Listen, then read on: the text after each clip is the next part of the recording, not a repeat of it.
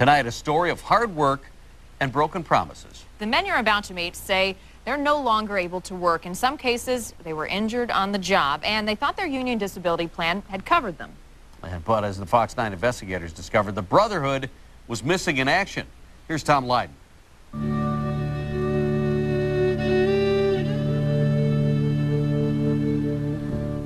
Come on, dog. Get out there. Bad luck by itself didn't cause Stephen Baker to lose his job, lose his home, and wind up with his family living in this RV park next to Mystic Lake Casino. What did they say to you? In fact, he never knew he was even taking a gamble.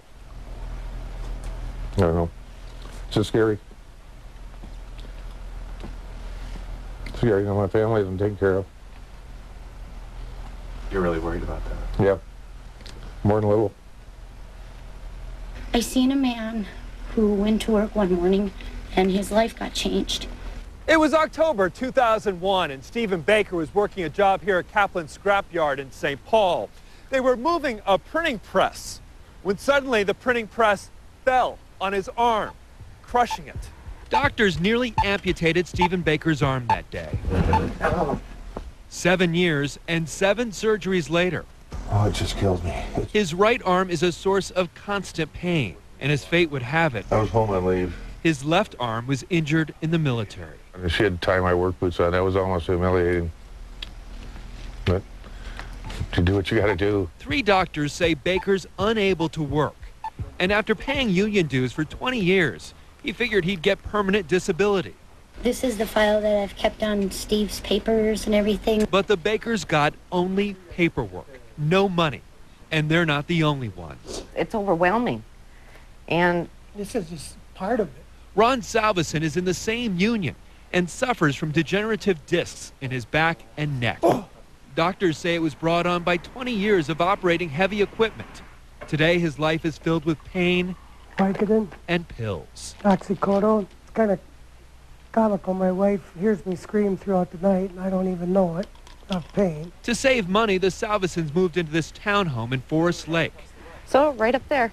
Across a cornfield from the larger home they gave up. We sold it and downsized to this because Ron couldn't work. So before we'd lose it, we just sold it. A few miles down the highway in Ham Lake, Greg Domino just wants to get out of his basement. A carpenter paralyzed in a car accident last summer. He says he's gone bankrupt fighting his union. Psychologically, it's destroying me. I can't take it. You know?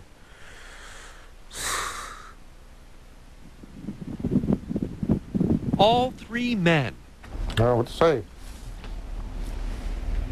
Beaten down by red tape. I don't care. I don't even care if I go outside.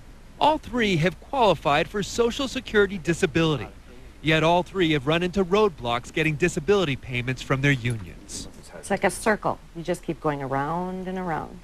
All 3 men eventually discovered what we found out, and that is their unions really weren't calling the shots at all. It was a company that administers their pension and disability fund, a company called Wilson McShane, located right here in Bloomington, up there on the 5th floor. Hi, how are you today?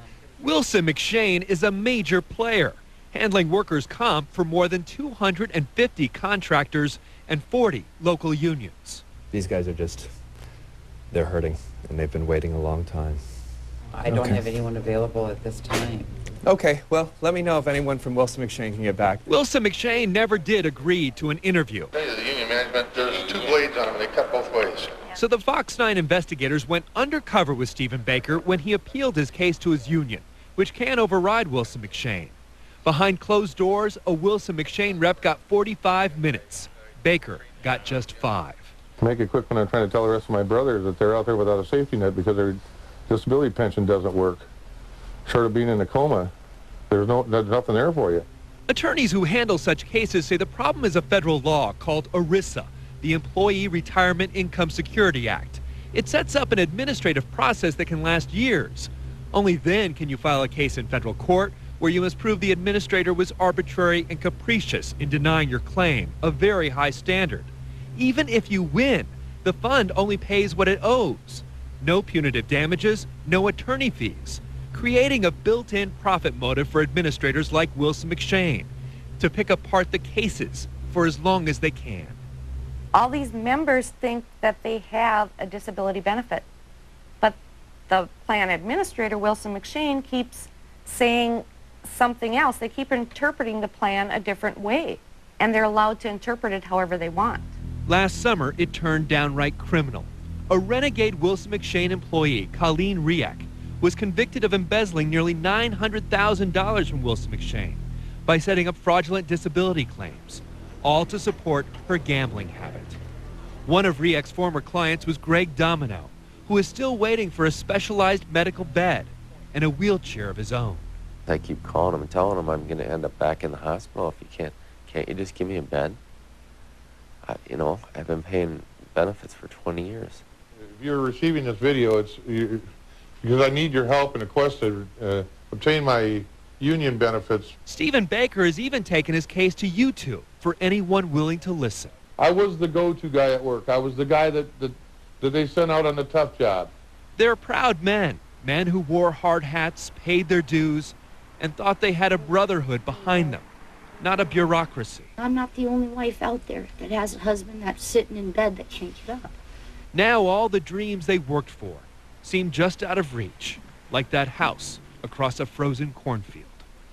Is it tough for you to Very tough. see that? Yep. After years spent trying to get their problems resolved, a lot's happened to these guys in the last couple of days as we've been preparing our story. The union overrode Wilson McShane and agreed to pay Ron Salveson $57,000 and give him permanent disability. Same with Stephen Baker, who's been offered $42,000. He's turning it down, saying it's only about a quarter of what he's owed. As for Greg Domino, he was recently hospitalized again and is still waiting for his bed and wheelchair.